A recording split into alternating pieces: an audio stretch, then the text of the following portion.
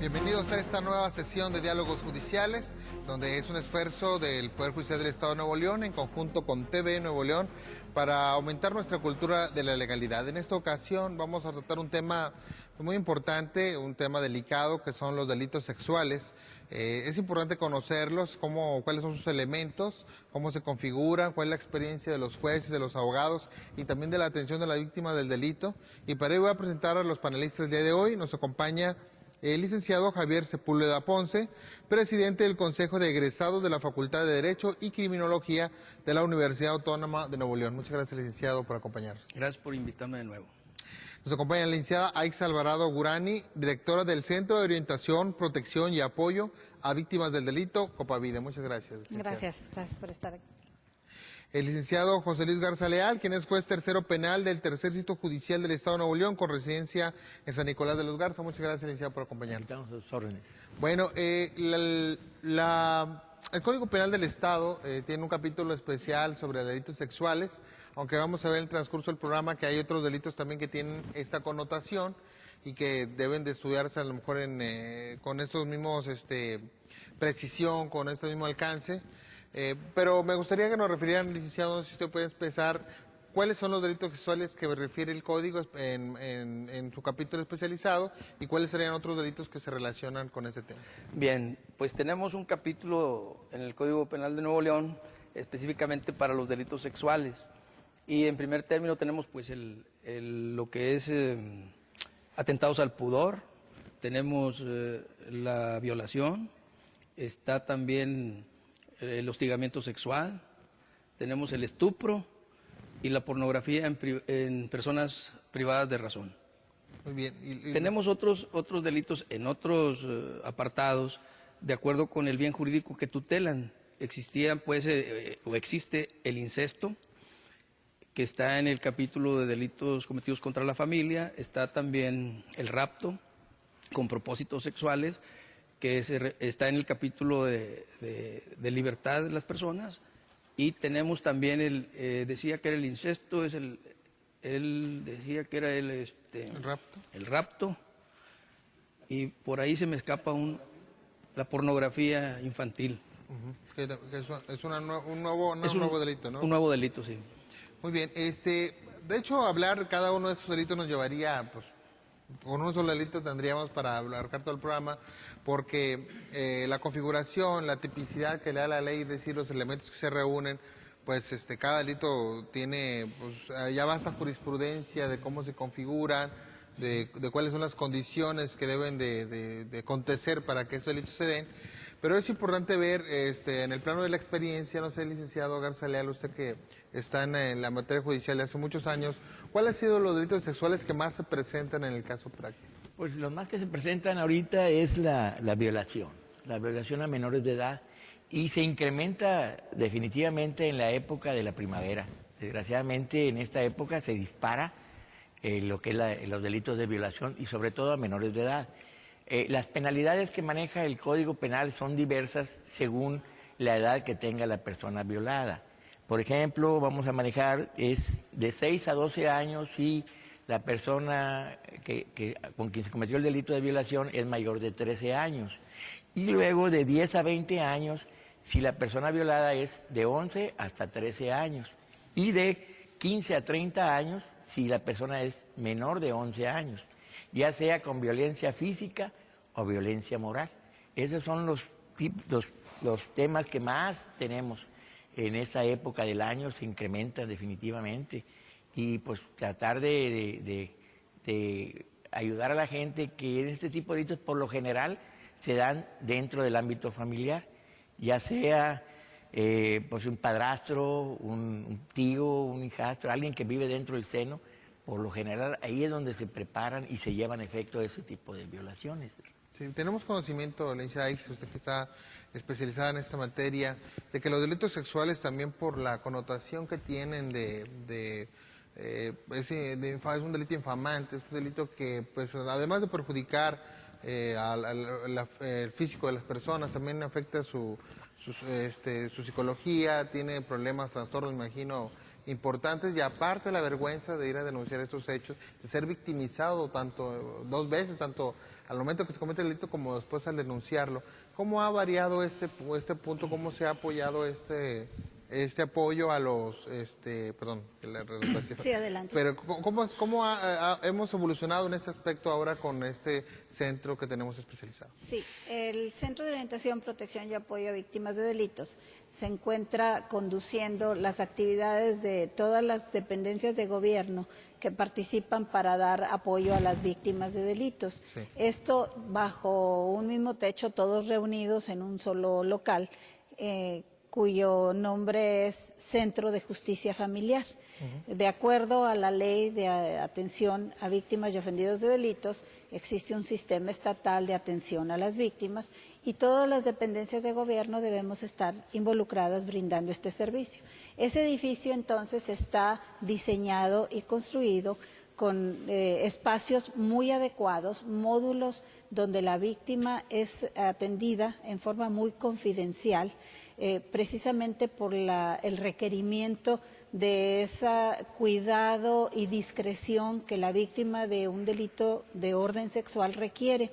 La víctima que ha sido afectada por este tipo de delitos se siente avergonzada, en muchas de las ocasiones se siente como que ella ha sido culpable de ese delito, nada más alejado de la realidad, pero se le carga la culpa en muchas de las ocasiones a la víctima. Entonces se siente muy avergonzada y es necesario atenderla en espacios muy discretos, cuidadosamente privados, donde las fiscales, mujeres, son femeninos, las oficiales que atienden a estas personas, tanto las oficiales de seguridad pública como las agentes de Ministerio Público especializados en justicia familiar, recogen todas las declaraciones para elaborar la denuncia de estas personas. Esto con el apoyo y el cuidado, acompañamiento de psicólogos del Centro de Atención de Víctimas de nosotros, y porque la víctima requiere ese acompañamiento y esa fortaleza para poder enfrentar esa vergüenza que significa narrar lo que ha sufrido.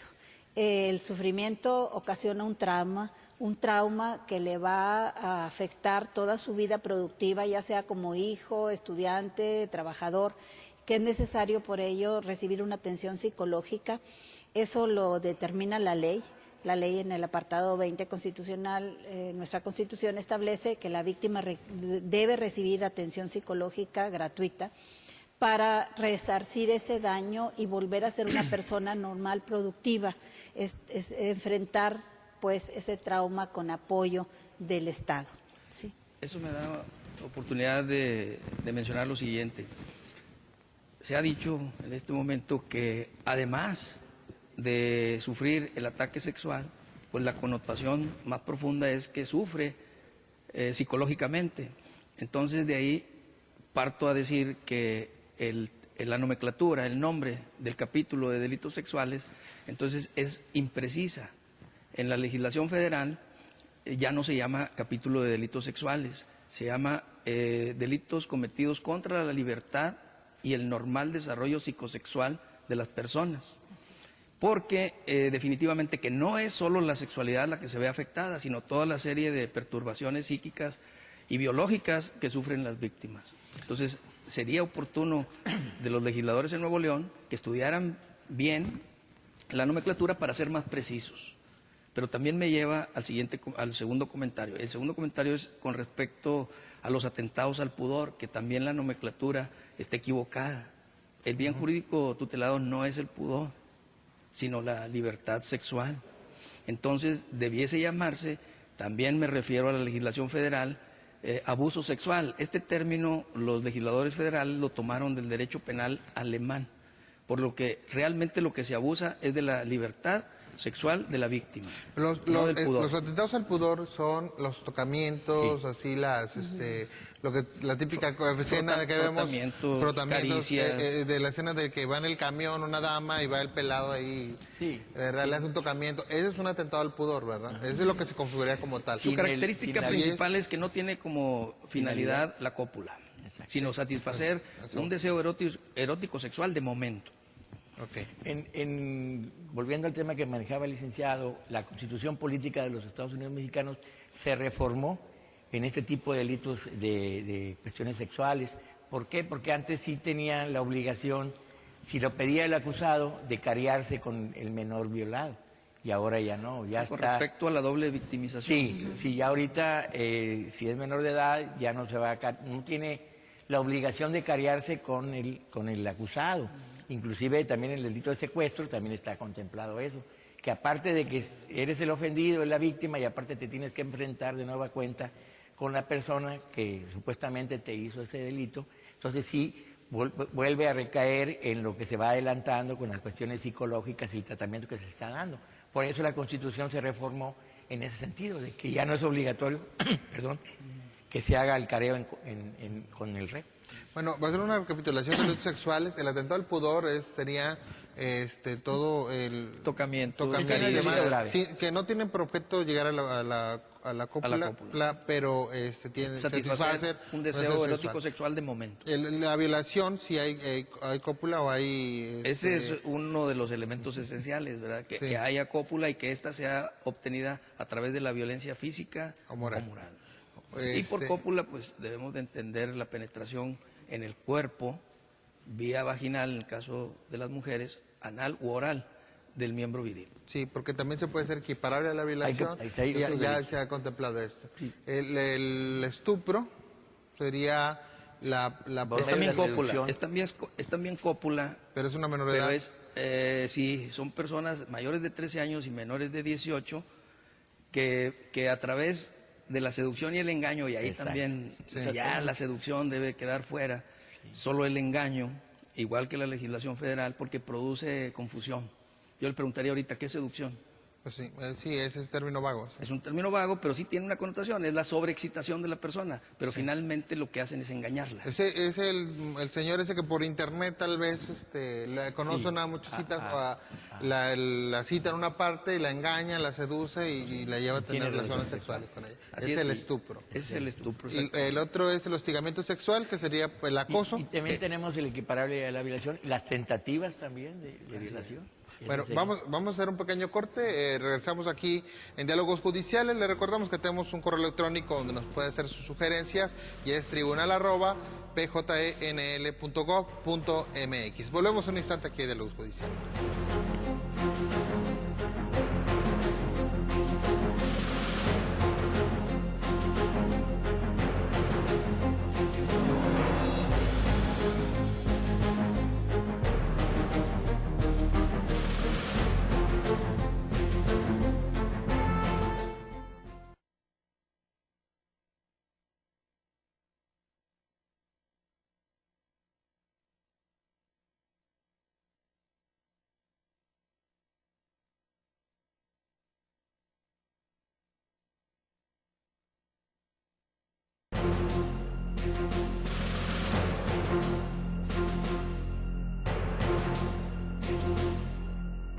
Gracias por continuar con nosotros aquí en Diálogos Judiciales. El tema que estamos hablando el día de hoy, importante, delicado, pero debemos de saberlo, son los delitos sexuales.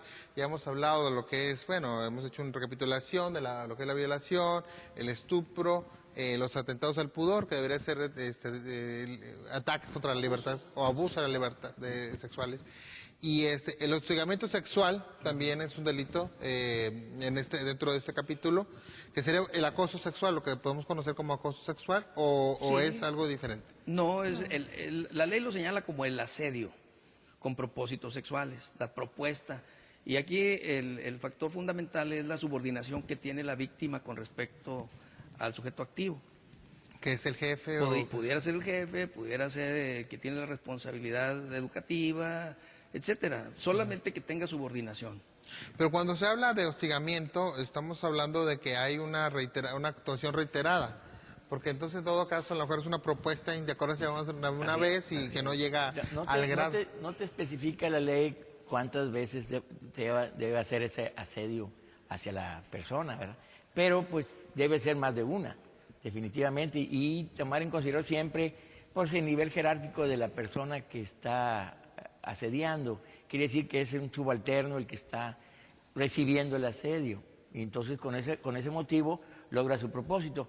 A mí lo que me mortifica un poquito es la penalidad que se le está dando, es muy baja para ese tipo de situaciones. Aquí no te dice que tengas relaciones, ¿verdad? Nomás el asedio, el hostigamiento, pero es de 6 meses a 2 años y pues se me hace muy poco porque el problema psicológico que le das a la persona que no quiere perder su trabajo, tiene que acceder a lo que diga su jefe o denunciarlo y perderlo. Que es realmente una actividad que ha perjudicado mucho a las mujeres, sobre todo, donde se tiene, pues yo creo que ya tenemos mucha experiencia en la cuestión de que ese es el primer paso para después seguir a otro tipo de delitos. Así es, y ese es un delito. O sea, yo creo que la ley debería de contemplar con una sola vez de cometido el delito, ya tomarse en cuenta el acto del asedio, de la proposición. Sí, porque es ir contra la libertad de la mujer, contra el libre actuar de la mujer, ¿verdad? Pero de hecho, en la experiencia, me imagino que cuando ustedes ya llegan un asunto con ustedes ya grave, digamos una violación, algo por el estilo, en el momento de relatarles o de darse cuenta de cómo sucedieron los hechos, se dan cuenta de que a lo mejor empezaron situaciones de ese tipo, a lo mejor con proposiciones indecorosas, con cierto acoso o con cierto asedio, que después fueron degenerando en otras ante el rechazo que llevaron a ese punto. A lo mejor pudo haber sido que al haberse enunciado esos primeros delitos, que a lo mejor son menores, pudo haberse evitado uno más grande. Al haberse denunciado o al haberse escuchado la denuncia de la mujer, porque en muchos de los casos la mujer pide ayuda, denuncia tal evento y no es adecuadamente escuchada. Entonces, ahí sí se requiere pues una muy buena revisión a la legislación en ese aspecto para que esos delitos, como bien lo dice el señor juez, sean debidamente sancionados, no tan ligeramente atendidos, porque bien lo dice usted, pueden llevar a otra cosa superior, ¿verdad? A un delito más grave como es el de violación. Claro, sabemos que la impunidad solo hace que los delincuentes pues, vayan más allá. Exactamente, como la violencia familiar en casa nivel. Empieza con un insulto, con un empujón y termina a veces con un asesinato, ¿verdad? Claro. Con un homicidio. Ahí yo creo que la recomendación para toda la gente sería precisamente que denuncien rápidamente cualquier intento de asedio, de hostigamiento, para que se tomen cartas en el asunto y, como dice usted, no dejar crecer esa situación. Entonces sería bueno que la gente que se encuentra en esa situación lo denunciara rápidamente.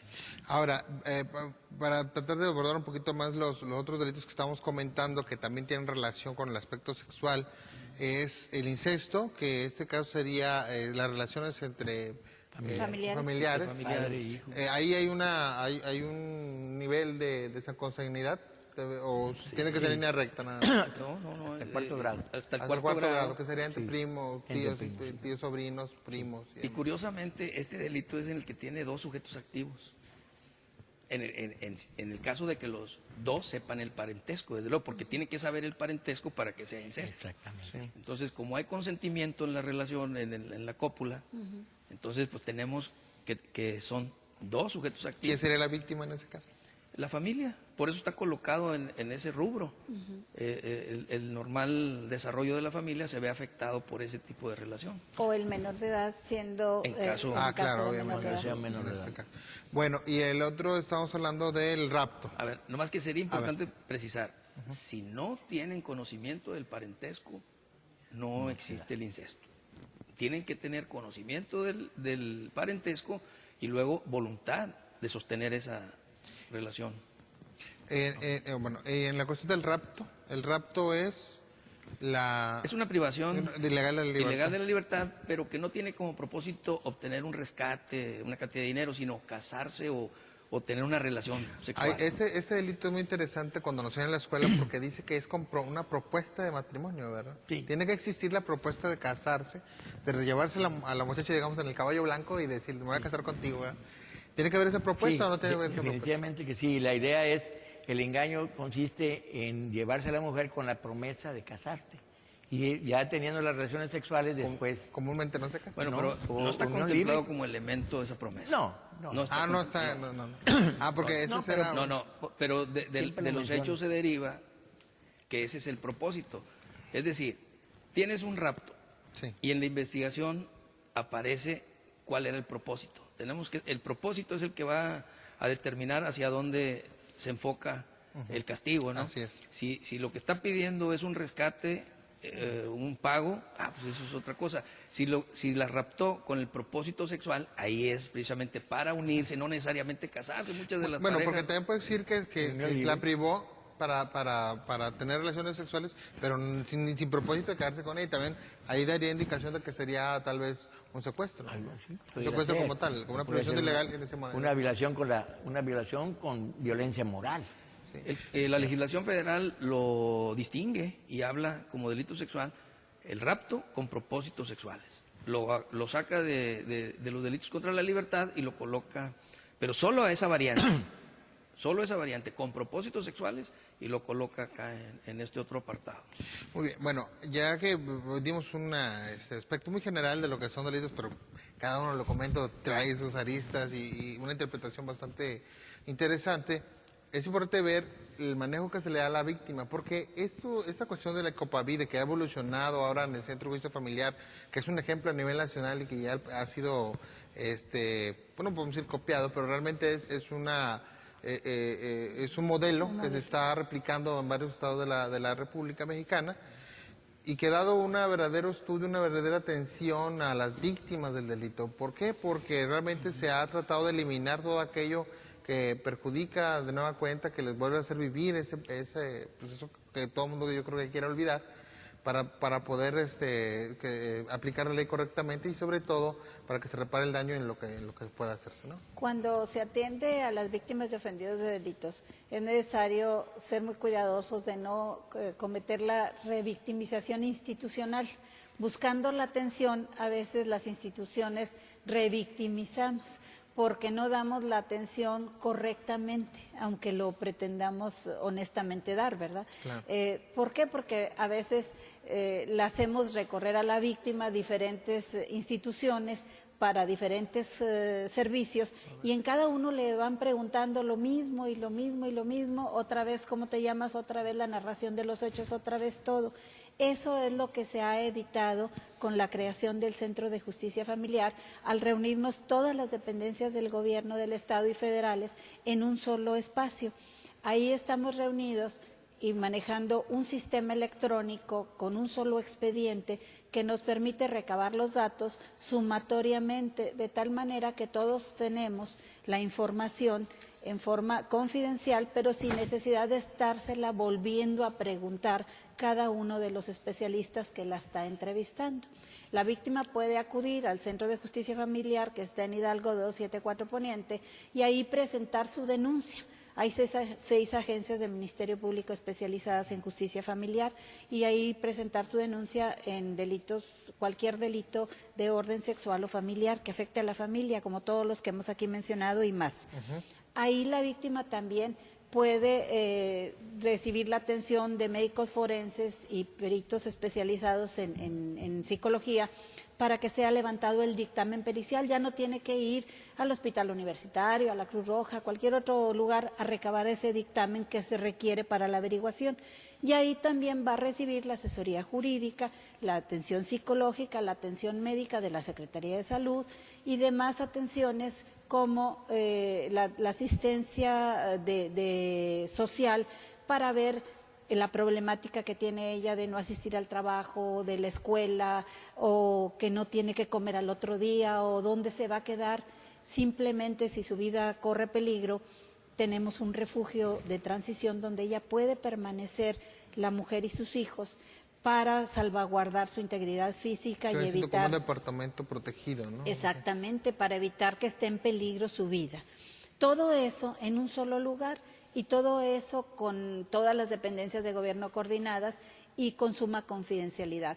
Las personas que de la ciudadanía de Nuevo León y otros lugares que nos escuchan pueden estar seguros que todo lo que ahí se dice, no sale, no se informa en ningún lado que ella está ahí o que asistió al centro, y que todos sus expedientes son absolutamente confidenciales. Solamente entregamos información a las autoridades, a los jueces, cuando por su proceso nos lo solicitan.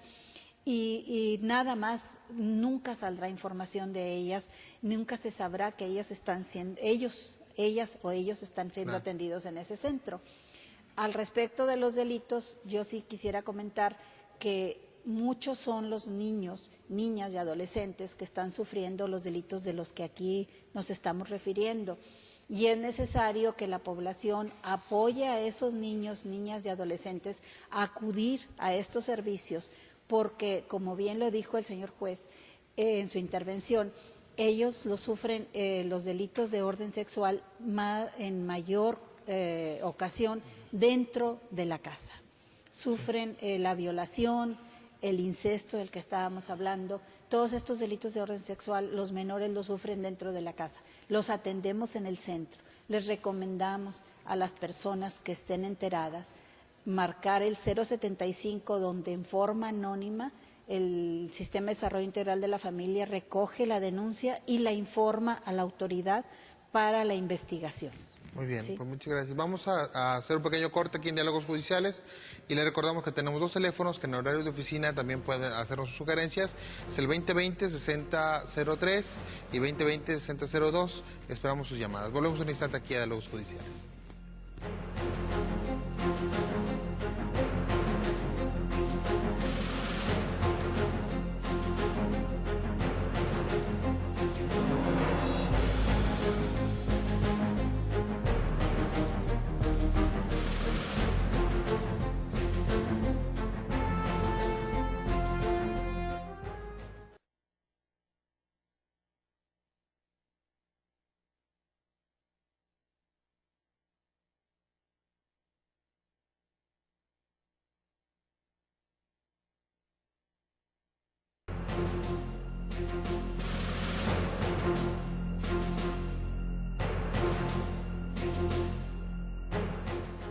Gracias por seguir con nosotros en Diálogos Judiciales. Estamos tratando el tema de delitos sexuales, pues delitos que desafortunadamente se presentan cotidianamente, que son atendidos por los abogados, los jueces, los ministerios públicos, por el Centro de Justicia Familiar para atención a víctimas del delito, en la atención a la víctima del delito, para evitar la doble victimización, que ya platicamos cómo es y nos ha hecho a grandes rasgos la gran labor que se realiza en este centro.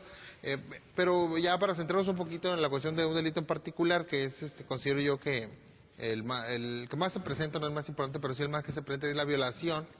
Y hay una pregunta que antes nos hacían en los exámenes en la Facultad de Derecho, y era si puede existir violación entre cónyuges. Es decir, existiendo el débito carnal, es decir, que debe darse, debe verse la relación sexual entre los esposos, que si puede existir la violación dentro del matrimonio.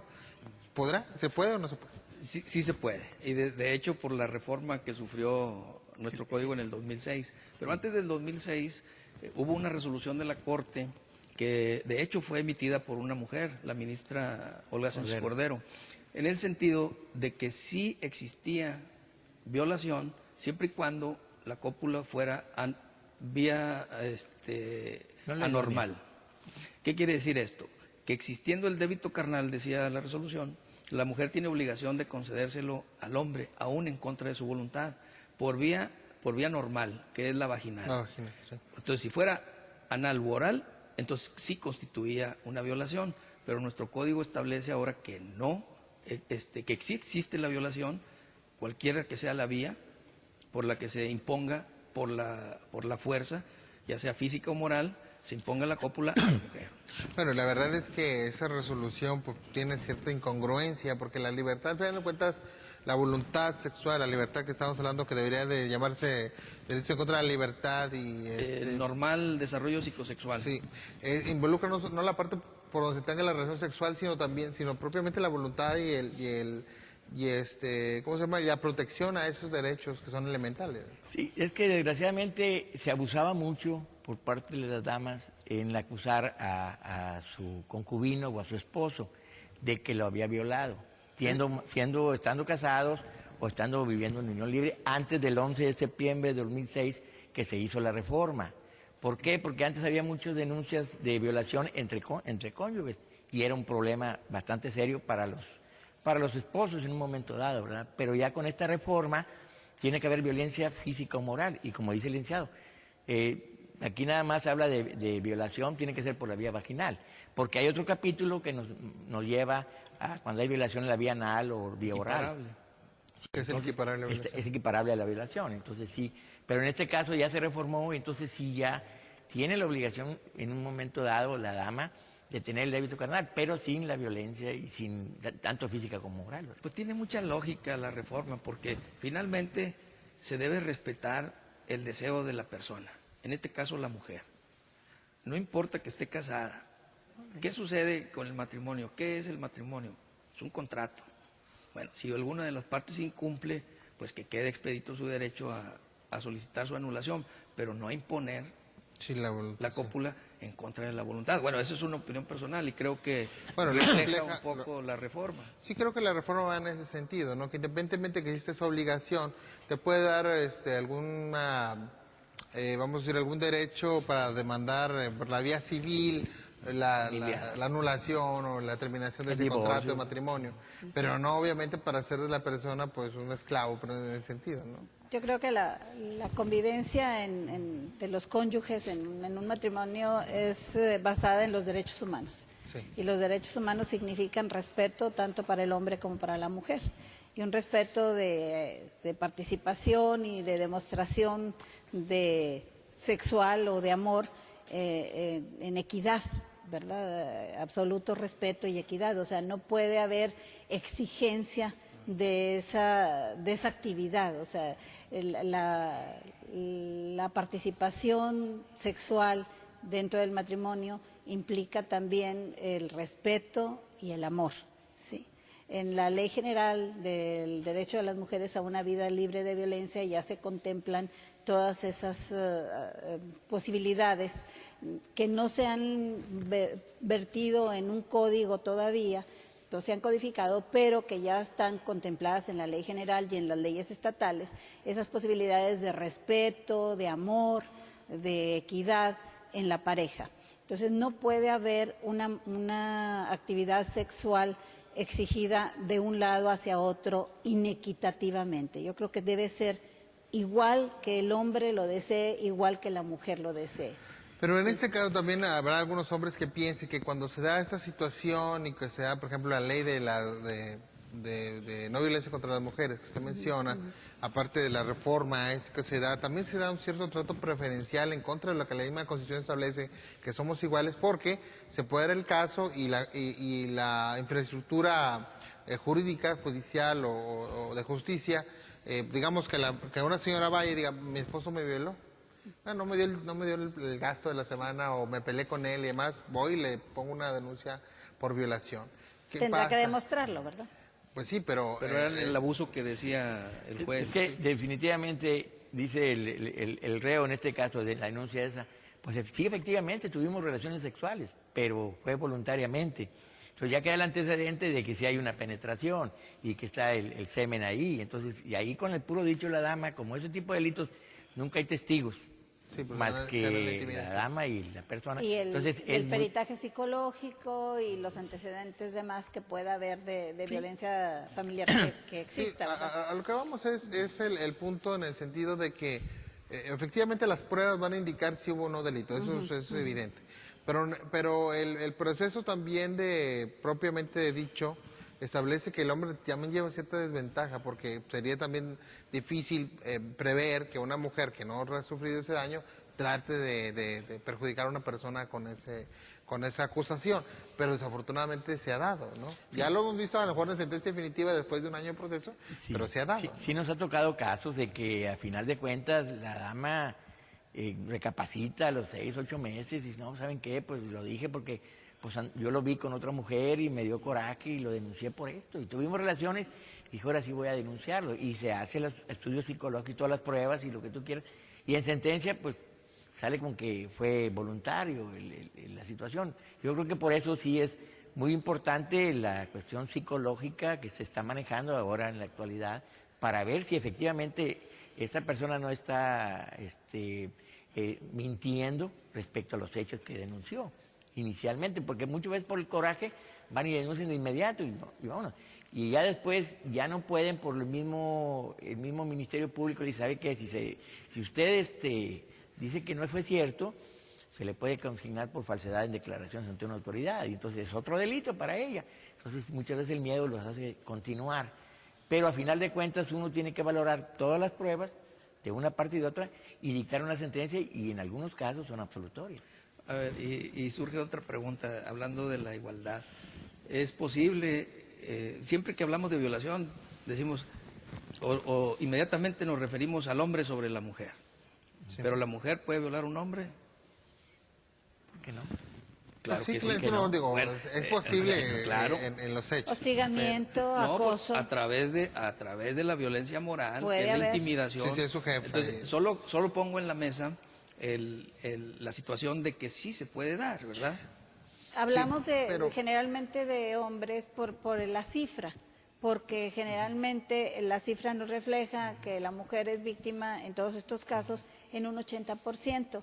Por eso hablamos generalmente. Pero es importante que la gente sepa, bueno, que existe la probabilidad del lado contrario, de que la mujer también pueda violar a un hombre.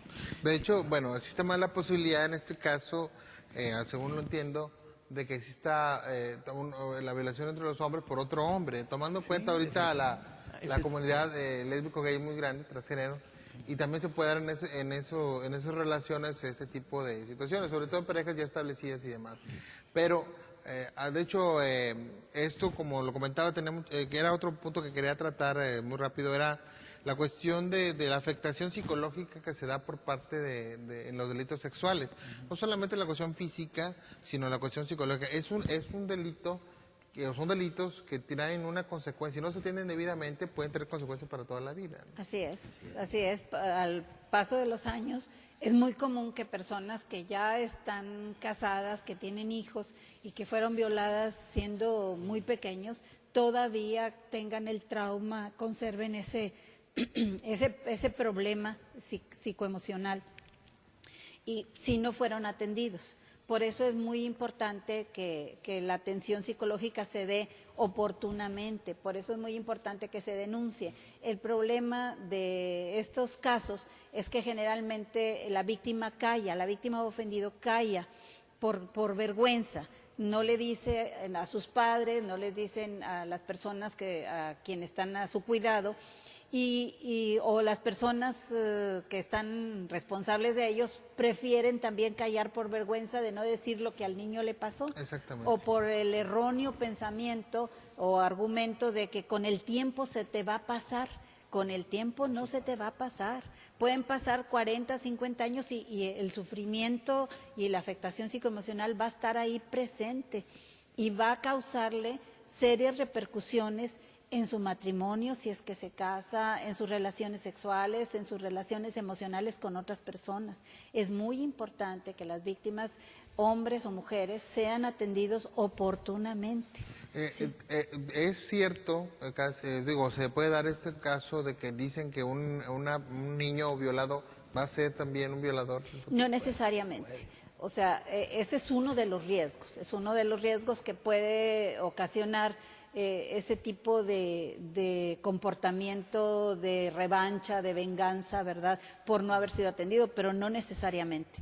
Hay las personas que sufren este tipo de delitos pueden ser excelentes ciudadanos, excelentes productivos y demás, exactamente cuando son apoyados, cuando tienen un apoyo familiar y cuando tienen comprensión del resto de los ciudadanos que están alrededor de ellos, y sobre todo si son atendidos profesionalmente. Sí. Vamos a otro corte aquí en Diálogos Judiciales. Le recordamos que el Poder Judicial del Estado de Nuevo León tiene una página electrónica donde puede encontrar valiosa información que puede ayudarle en su vida diaria, y esta es www.pjenl.gov.mx. Volvemos un instante aquí a Diálogos Judiciales. Lo que comentaba.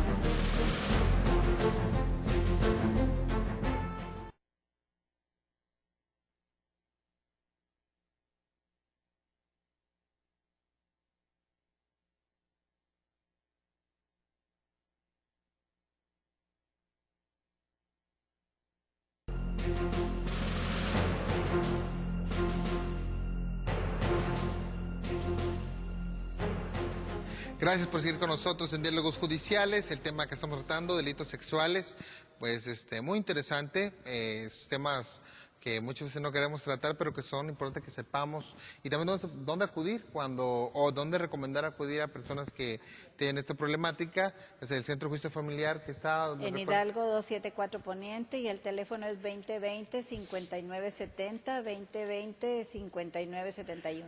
Está a un lado de la iglesia de San Luis Gonzaga. Así es, es Hidalgo, entre Cuauhtémoc y Garibaldi, junto a San Luis Gonzaga. Sí, muy bien. Aquí estamos tratando un tema entre cámaras sobre el hombre, las que denuncia como víctima de violencia familiar más que delitos sexuales. Pero la verdad es que cuando se da una violencia familiar, casi puede tener una connotación de ese sentido sexual. De hecho, yo creo que hemos escuchado todas las historias de mujeres, a lo mejor ya adultas, que reconocen ya en la edad adulta que su padre las tocaba, las violaba, y nunca dijeron nada por el temor reverencial que sentían hacia el papá, o porque la misma mamá le decía no digan nada, o algo así. Y les trajo perjuicio para toda su vida, eso es algo evidente. Pero ya cuando, sobre todo en la cuestión jurídica, la ley contempla cómo se debe llevar a cabo un proceso. Tratándose de menores que pues, no pueden por sí mismos expresarle, ¿cómo ayuda la ley en este caso que se denuncien estos delitos?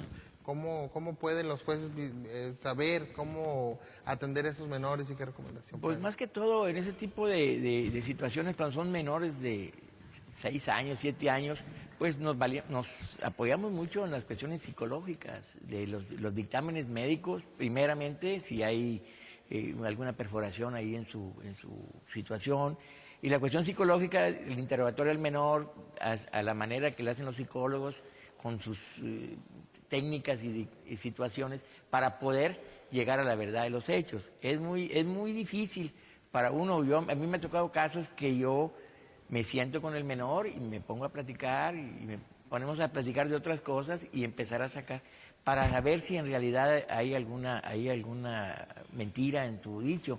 Inclusive los mismos psicólogos te dicen si tiene qué grado de realidad está dictando, si dice el 90% mentiras o el 10% verdad. Ahí mismo los mismos psicólogos nos dicen eso.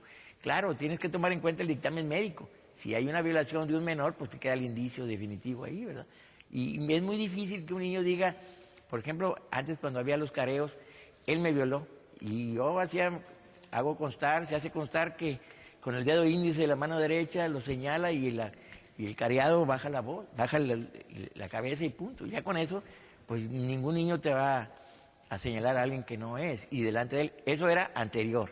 Ahora nos valemos mucho de los dictámenes psicológicos porque ya no hay el careo entre las partes, entre los menores sobre todo, por la cuestión psicológica que les va a quedar para su vida futura. Pero preguntabas cómo protege el Estado este tipo de delitos.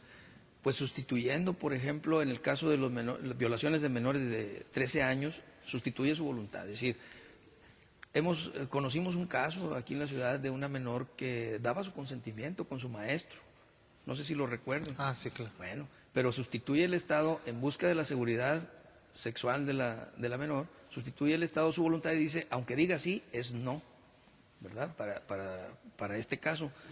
Y luego también en el estupro, por ejemplo, se trata de menores, esa instancia de parte, pero precisamente si son menores, se convierte de oficio. ¿Sí? No hay necesidad de que presenten esa queja o esa denuncia o querella. Entonces, el Estado sí sustituye ese tipo de voluntad para poder proteger la seguridad sexual de los menores.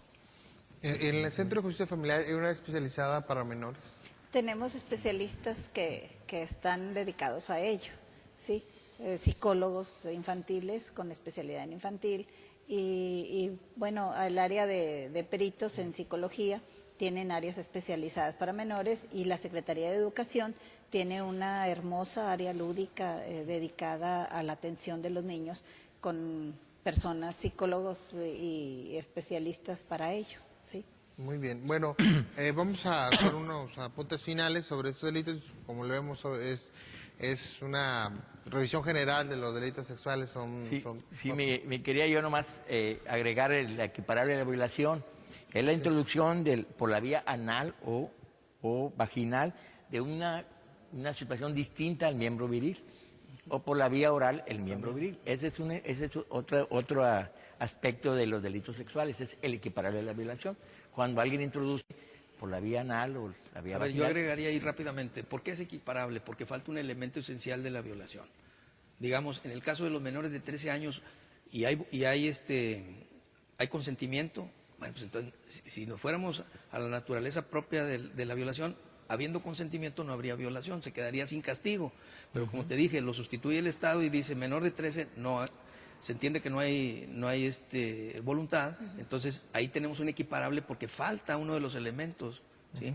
Cuando se dice violación, es la introducción del miembro viril. Ok, ¿por qué hay equiparable? Porque no hubo miembro viril, hubo un objeto distinto que se introdujo en el cuerpo de la víctima. Entonces por eso nace el equiparable, para que casos de esa naturaleza no se queden sin castigo. Y solo quisiera rápidamente también acotar, el último delito que no hemos hablado es el de la pornografía en personas privadas del sentido, ¿verdad? Que es un delito que es una reacción que tuvo el Estado con respecto al crecimiento de la pornografía. Entonces se legisló en ese sentido, se creó ese delito y ahora se castiga el que filme pornografía, personas que luego las desnudan, si están privadas del sentido. ¿Y qué entendemos privados del sentido? Que no tengan expedito el uso de la razón por alguna causa. Que esté drogado. Puede ser diversas causas, pero que no esté consciente, entonces se entiende que no hay voluntad. Entonces ese delito es nuevo, ¿verdad? Se encuentra ya en el catálogo de delitos de nuestro código y está haciendo pues su función de preventiva. Hay otro aspecto, licenciado, discúlpeme, cambiando un poquito el tema. Hay otro aspecto en la penalidad de este tipo de delitos. Sí, la penalidad, cuando es familiar, se va al doble. Sí. De la pena que le corresponde por el delito, eres familiar, que los que basa el 287 de la violencia familiar. Entonces, ahí automáticamente te damos 10 años, 20.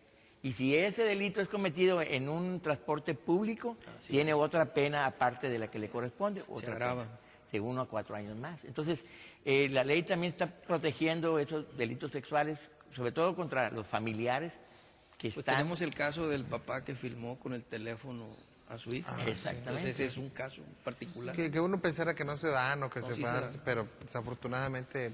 se están dando. Sí. Y la penalidad en la que para la violación y la violación prácticamente son iguales, ¿no? O sea, se equipara y se castiga igual. Sí, se equipara y se castiga igual. Según las edades, como lo mencioné al inicio, si hay edades, también hay otra equiparable violación cuando son con personas mayores de 13 años que no tienen el sentido, que están bloqueadas o que tienen problemas mentales, es también la penalidad es más. Y otro aspecto técnico más es, todos hay 5 delitos sexuales. Solamente el de estupro no es grave, todos los demás están considerados graves. O sea, quiere decir que no tendrían libertad bajo caución. No tendrían derecho a la libertad bajo caución. ¿Un comentario final, licenciado, sobre este tema? Pues solamente que me voy con la idea de que el Estado está haciendo lo correcto desde hace algún tiempo con el establecimiento del Copavide, una institución que es de bastante ayuda para la gente que tiene este tipo de problemas, que ha caído en este tipo de problemas. Licenciado. Bien, pues yo les diría a aquellas personas, a la ciudadanía en general, que la víctima de este tipo de delitos o de cualquier tipo de delito no tiene responsabilidad en la comisión del delito, no ha sido culpable de que se haya cometido el delito. La víctima es la persona que necesita nuestro apoyo, nuestra comprensión y sobre todo nuestro respaldo para ir a presentar la denuncia y poder recibir todos los servicios especializados que lo van a hacer resarcir su daño emocional y seguir adelante en forma productiva en la vida. Muchas gracias, licenciado. Sí, más que todo yo lo sugeriría a los padres de familia o a las personas que tienen a sus niños que platiquen con ellos si tienen algún problema, ya sea en la escuela, ya sea en la casa, con los vecinos, para que traten de evitar, sobre todo en esta época de la primavera, evitar algún problema sexual. Muy bien. Bueno, agradezco al licenciado Javier Sepúlveda Ponce, presidente del Consejo de Egresados de la Facultad de Derecho y Criminología de la Universidad Autónoma de Nuevo León, que nos haya acompañado. Muchas gracias, licenciado. A la licenciada Aix Alvarado Gurani, directora del Centro de Orientación, Protección y Apoyo a Víctimas de Delito, COPAVIDE, del Centro de Justicia Familiar. Y al licenciado José Luis Garza Leal, juez tercero penal del Tercer Distrito Judicial del Estado, con residencia en San Nicolás de los Garza, Nuevo León. Muchas gracias. Y a usted también muchas gracias por habernos acompañado. Le recordamos que tenemos el correo electrónico tribunal@pjenl.gov.mx para que nos haga llegar los temas que quiere que tratemos aquí en Diálogos Judiciales. Alguna duda, alguna vivencia que le haya dejado interés o duda por aclarar, aquí la tendremos con mucho gusto. Muchas gracias por habernos acompañado. Lo esperamos en la próxima sesión de Diálogos Judiciales.